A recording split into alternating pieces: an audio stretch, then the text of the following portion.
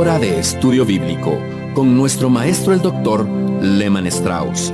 Este estudio es el resultado del tiempo personal con el Señor, el ministerio pastoral y la experiencia en conferencias bíblicas del doctor Lehman Strauss.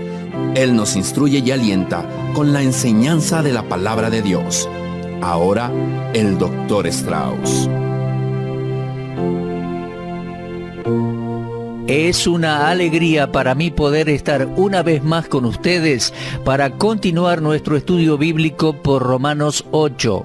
Bienvenidos a Hora de Estudio Bíblico, mis amigos. Abra su Biblia, por favor, una vez más, allí en Romanos 8, y antes de comenzar a estudiar la palabra de Dios, vamos a orar.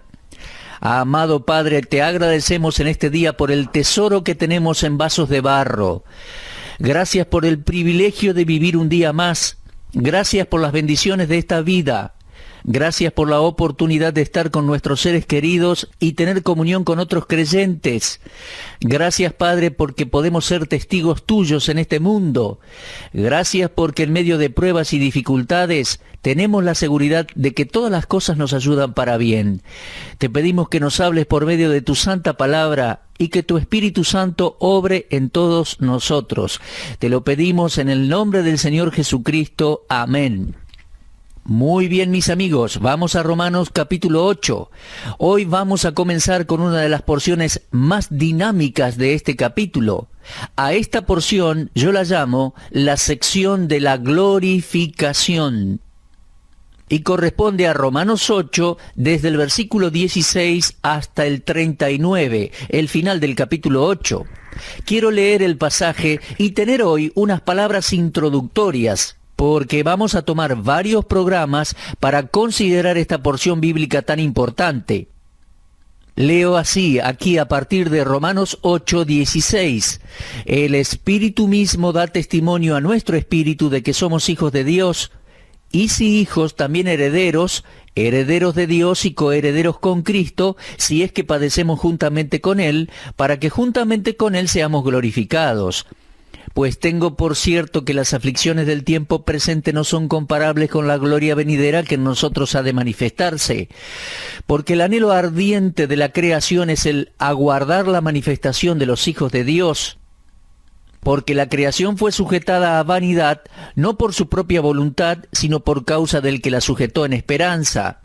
Porque también la creación misma será libertada de la esclavitud de corrupción a la libertad gloriosa de los hijos de Dios.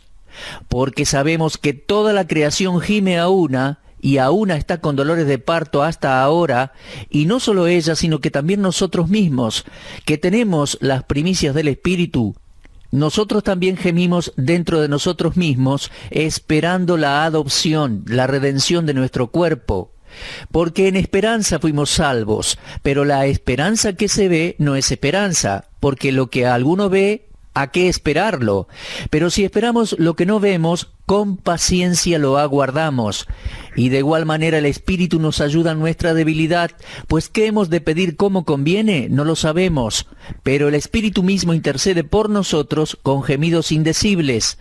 Mas el que escudriña los corazones sabe cuál es la intención del Espíritu, porque conforme a la voluntad de Dios intercede por los santos. Y sabemos que a los que aman a Dios, todas las cosas les ayudan a bien. Esto es, a los que conforme a su propósito son llamados.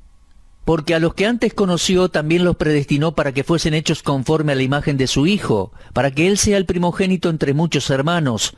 Y a los que predestinó a estos también llamó, y a los que llamó a estos también justificó, y a los que justificó a estos también glorificó. ¿Qué pues diremos a esto? Si Dios es por nosotros, ¿quién contra nosotros? El que no escatimó ni a su propio Hijo, sino que lo entregó por todos nosotros, ¿cómo no nos dará también con Él todas las cosas? ¿Quién acusará a los escogidos de Dios? Dios es el que justifica. ¿Quién es el que condenará? Cristo es el que murió. Más aún, el que también resucitó, el que además está a la diestra de Dios, el que también intercede por nosotros. ¿Quién nos separará del amor de Cristo? ¿Tribulación, o angustia, o persecución, o hambre, o desnudez, o peligro, o espada? Como está escrito, por causa de ti somos muertos todo el tiempo, somos contados como ovejas de matadero. Antes, en todas estas cosas somos más que vencedores por medio de aquel que nos amó, por lo cual estoy seguro de que ni la muerte ni la vida, ni ángeles ni principados ni potestades, ni lo presente ni lo porvenir, ni lo alto ni lo profundo, ni ninguna otra cosa creada, nos podrá separar del amor de Dios que es en Cristo Jesús, Señor nuestro. Ah, mis queridos amigos, qué precioso párrafo de la palabra de Dios. A mi juicio, estos últimos versículos de Romanos 8 conforman el gran final del Evangelio cristiano.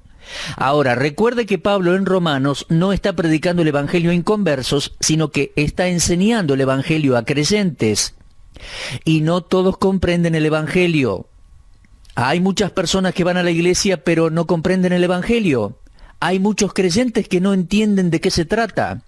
A veces escucho a alguno decir, todo lo que escucho en la iglesia es el Evangelio, simple y llano. Amigo, el Evangelio es simple pero también es muy profundo. Muchas personas no saben qué es el Evangelio. Uno le pide al creyente promedio que le defina qué es el Evangelio y no puede hacerlo. Algunos no tienen idea. Usan el término Evangelio, pero en realidad no lo entienden, no lo han estudiado en su extensión. Pablo aquí está enseñando el Evangelio a creyentes. Y hemos aprendido que el Evangelio comienza con un enfoque sobre el pecado del hombre y la ira de Dios y el juicio venidero para los incrédulos. Después pasa al aspecto glorioso del Evangelio, mostrando cómo Dios, un Dios santo y justo, justifica, declara justo al pecador. Y al mismo tiempo permanece justo, declara justo al pecador que confía en Cristo como Salvador. ¿Cómo puede Dios ser justo y justificar a pecadores culpables? Bueno, esa es la exposición de los primeros 8 capítulos de Romanos. Eso es el Evangelio. Creo que es definido y explicado en su extensión en estos 8 capítulos. A propósito, usted recordará, pasamos por capítulos 6, 7, 8. Allí se habla de la santificación. Si me extiendo un poquito, les digo que capítulos 9, 10 y 11 son más específicos, enfocados sobre Israel. Pero aquí, Romanos 8, Pablo termina de explicar el Evangelio. Estos versículos son la conclusión de la parte doctrinal de la epístola. Y llegamos a la nota más alta de la redención de Dios, la glorificación del creyente. Sabe, hay una pequeña frase que muchas veces pasa desapercibida allí en el Salmo 84. En el versículo 11 dice, gracia y gloria dará Jehová. En otros estudios vimos cómo la gracia sobreabundaba para con el pecador en Romanos, ¿lo recuerda? Pero aquí, en el último párrafo de Romanos 8, vamos a ver el futuro de gloria que le espera al creyente. ¿Se da cuenta? La gracia sin la gloria sería como una salvación incompleta, y nosotros somos salvos por gracia. Ahora bien, hay un texto en 1 Corintios 15 que dice, si en esta vida solamente esperamos en Cristo, somos los más dignos de conmiseración de todos los hombres. Si Cristo no hubiera resucitado y no hubiese futuro, seríamos dignos de lástima. Eso es lo que quiere decir. Me gustaría decirle, amigo, a usted que ya está en el ocaso de su vida, usted que dentro de poco tiempo estará con el Señor, y los años avanzan, y yo también. Si solo tuviésemos una esperanza transitoria para esta vida terrenal, seríamos dignos de conmiseración, seríamos miserables. Pero ¿se da cuenta, amigo?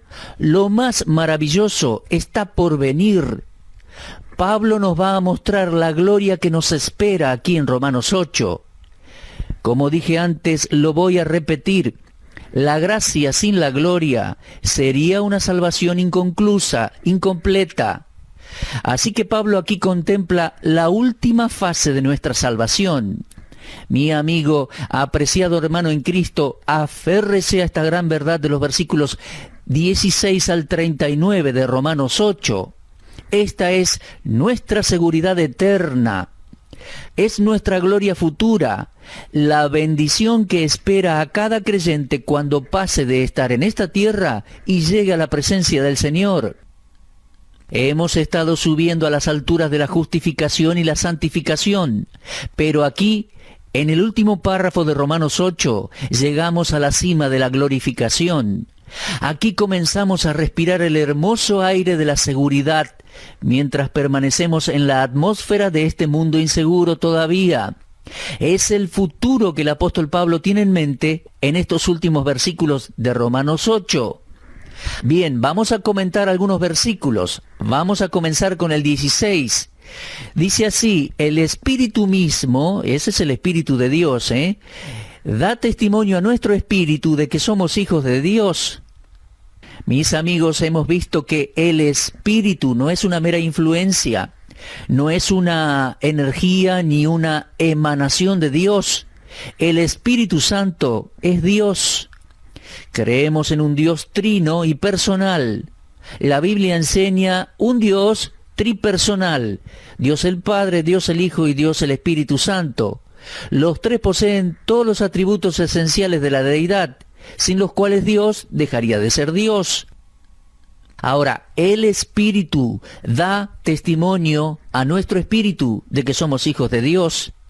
Y en el versículo 26 vemos algo similar. Dice así: de igual manera el Espíritu nos ayuda en nuestra debilidad. Pues ¿qué hemos de pedir como conviene? No lo sabemos, pero el Espíritu mismo intercede por nosotros con gemidos indecibles. Fíjese que también dice allí el Espíritu mismo, porque se trata de una persona. Ahora, leíamos recién en el versículo 16, el Espíritu da testimonio a nuestro espíritu, es decir, el espíritu humano, de que somos hijos de Dios. Esto es lo que podemos llamar el testigo interior, y es una de las evidencias más fuertes de la regeneración del hombre. Este encuentro del Espíritu Santo con el espíritu humano trae a nuestra conciencia la certeza de que hemos nacido de nuevo. El Espíritu Santo viene a nuestros corazones a dar testimonio, no para avivar una experiencia emocional. Ese no es el propósito de la venida del Espíritu Santo. Una de las razones de su venida, es la de dar testimonio a nuestro espíritu de que somos hijos de Dios. La presencia del Espíritu Santo en mi vida me pone en posesión de una seguridad de salvación permanente. Cuando el Espíritu Santo dio testimonio de que yo era salvo, supe con seguridad de que era salvo. En ocasiones escuché a personas, después de testificarle a alguien, decir: ahora usted es salvo, ahora es salvo. No, mire, no le diga a nadie que es salvo. Deje que la palabra de Dios y el Espíritu Santo, por medio de la palabra escrita, le confirmen a esa persona que es salva. Mire, 1 millón de personas diciéndome que soy salvo no me dan la misma seguridad que el Espíritu Santo me puede dar. Él dio testimonio a mi espíritu. Sé que soy un hijo de Dios porque el Espíritu Santo da testimonio a mi espíritu humano de que yo soy hijo de Dios. Cuando Él testificó que yo era salvo por medio de su palabra, supe con seguridad que yo lo era.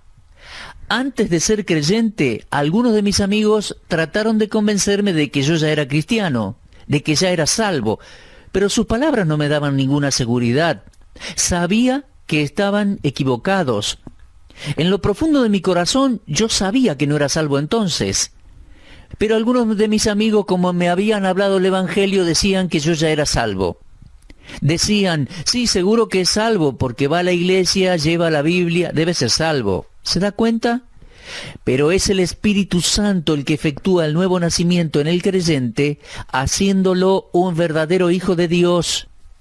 Después que fui salvo, nunca dudé de mi salvación, de mi relación con Dios, desde el día en que nací de nuevo. Mire, dudé de muchas cosas. No estoy diciendo que jamás dudé, pero creo que puedo decir sinceramente que en todos estos años de ser salvo, nunca dudé de mi salvación.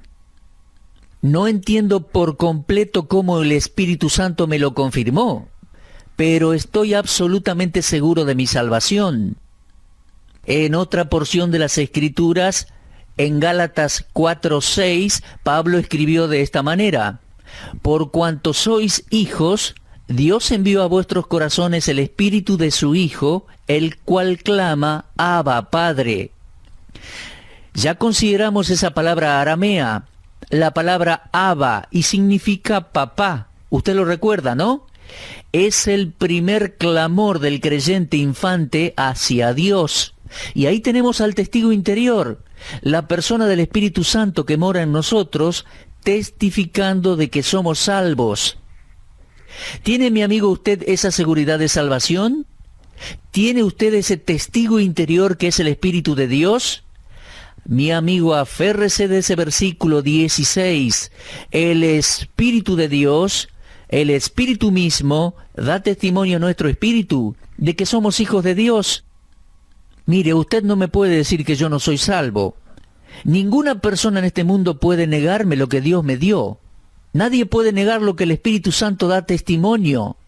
El diablo y todos los demonios no pueden decirme que yo no soy salvo. Tengo el testimonio interior del Espíritu Santo.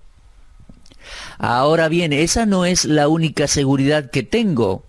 En realidad hay 3 evidencias hasta donde yo entiendo en cuanto a mi relación con Dios. Número 1, el Espíritu Santo es el testigo interior. Número 2, la palabra de Dios. Creo que soy salvo porque la palabra de Dios escrita me lo dice así, soy salvo. Romanos 5:1, justificados pues por la fe, tenemos paz para con Dios por medio de nuestro Señor Jesucristo. Ya lo tengo. Cuando llegamos a Romanos 10:13, que fue uno de los versículos que me mostraron cuando acepté a Cristo, leo así, porque todo aquel que invocar el nombre del Señor será salvo. Y si yo tuviera alguna razón para dudar de mi salvación, regresaría a Romanos 10:13. Todo aquel que invocar el nombre del Señor será salvo. Mi mente regresaría a aquel momento en que yo recibí a Cristo, aquel momento en que invoqué el nombre del Señor. Me encontraba de rodillas en esa habitación, en aquella pequeña casa, en aquella ciudad. Le pedí a Dios que me salvara. Cristo vino a mi vida. Cuando yo me incorporé, la persona que me testificó me mostró Romanos 10:13.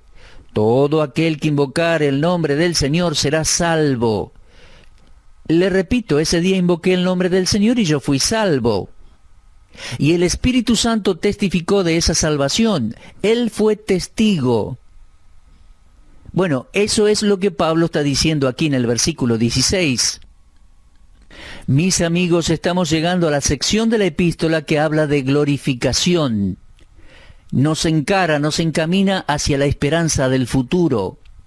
Esa sección que nos muestra cómo será nuestro futuro en Cristo. Pablo va a mostrarnos algo de las riquezas que tenemos en Cristo. Fíjese en el versículo 17. Pablo dice, si somos hijos, también somos herederos, herederos de Dios y coherederos con Cristo. Qué bueno es esto, mis amigos. Somos herederos de Dios porque somos nacidos de Dios. Me acuerdo un texto bíblico que relata que un día un hombre se arrodilló ante el Señor y le preguntó, Maestro bueno, ¿qué haré para heredar la vida eterna? Y si usted lee allí en Marcos 10:17, va a haber 2 palabras en ese versículo que crean una contradicción en aquel muchacho, porque dice, ¿qué haré para heredar? Bueno, si la va a heredar, no tiene nada que hacer. No hay nada que uno pueda hacer para heredar algo. Si alguien lo pone como heredero de algo, usted pasa a ser el heredero. La persona no tiene que hacer nada. Repito, uno no hereda nada haciendo cosas. La relación padre a hijo es la base de la herencia. Ahora que somos hijos de Dios, somos sus herederos. Esto es magnífico. Gálatas 4:7 dice, y si hijo, también heredero de Dios por medio de Cristo. Ahora, ¿sabe una cosa? Yo no les puedo decir todo lo que esa heredad involucra. Todo lo que sé es que será distribuida entre todos los que son santificados, según Hechos 20:32, y esa es la herencia que, según 1 de Pedro 1:4, es incorruptible, incontaminada e inmarcesible, reservada en los cielos para vosotros. ¿Se da cuenta? Eso es ser coherederos con Cristo Jesús, el Hijo de Dios. Lo que Él hereda, nosotros también lo heredaremos. 1 Corintios 3:22 dice, todo es vuestro, vosotros de Cristo y Cristo de Dios. El Hijo de Dios es el heredero de todas las cosas, según Hebreos 1:2. Y como nosotros estamos en Cristo, pasamos a ser coherederos. Los hijos de Dios han nacido en una familia muy rica y podemos estar seguros que no habrá usurpadores. Solo los herederos legales recibirán la herencia. Y como hijo de Dios, soy un heredero legal de Dios y nadie me puede quitar esa herencia. Esta es una maravillosa verdad, mis amigos, y este es el paso inicial con el cual Pablo nos enfoca hacia nuestra esperanza futura.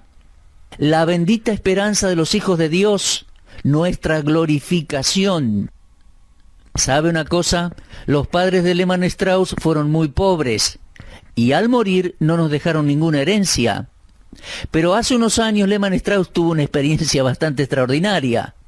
Hace muchísimos años él había sacado una póliza de vida a mi nombre cuando yo tenía solo 1 año de edad.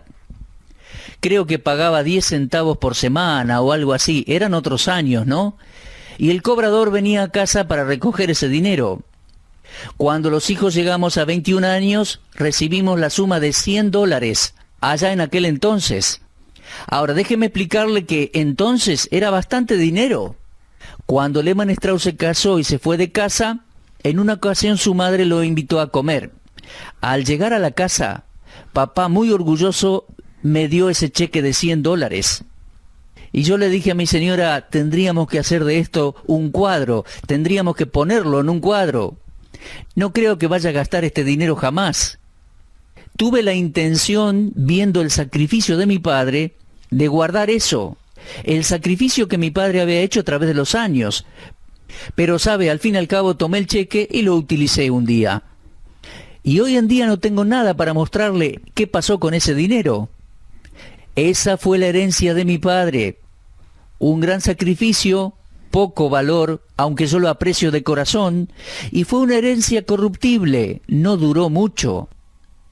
Pero no me puedo imaginar lo que será cuando Pedro dice que nosotros tenemos una herencia incorruptible, incontaminada e inmarcesible, reservada en los cielos para nosotros. Mis amigos, apreciados hijos de Dios, ese es nuestro futuro. Y eso es parte de nuestra glorificación. Mis amigos, les dije varias veces, terminando el capítulo 8, es el capítulo de la glorificación, es el capítulo de la herencia, es el capítulo de la eterna seguridad del creyente. Es la cumbre de la revelación del Evangelio. Mis amigos, cómo me gustaría continuar hablando de esta maravillosa herencia, pero por hoy el tiempo ha terminado. Dios mediante, vamos a continuar en nuestro próximo programa. Les dije comenzando que leía el párrafo, iba a tener unas palabras introductorias y luego vamos a tomar varios programas para desarrollar esta porción de la palabra de Dios, la culminación de la esperanza del Evangelio de Dios. Mi amigo, cerrando el programa de hoy, le recomiendo, lea hoy y en estos días Romanos 8, 16 al 39. Repase la lectura, medite en la gloriosa esperanza de los hijos de Dios. Será hasta nuestro próximo encuentro, si Dios quiere. Muchas gracias. Usted estuvo escuchando Hora de Estudio Bíblico con el maestro el doctor Lehmann Strauss. Si desea escuchar una vez más este mensaje, visite nuestra página en la internet www.bdnradio.org. Le dejamos la invitación para que el día de mañana nos acompañe aquí, en este mismo horario y punto del dial. Hora de Estudio Bíblico es una producción de BDN.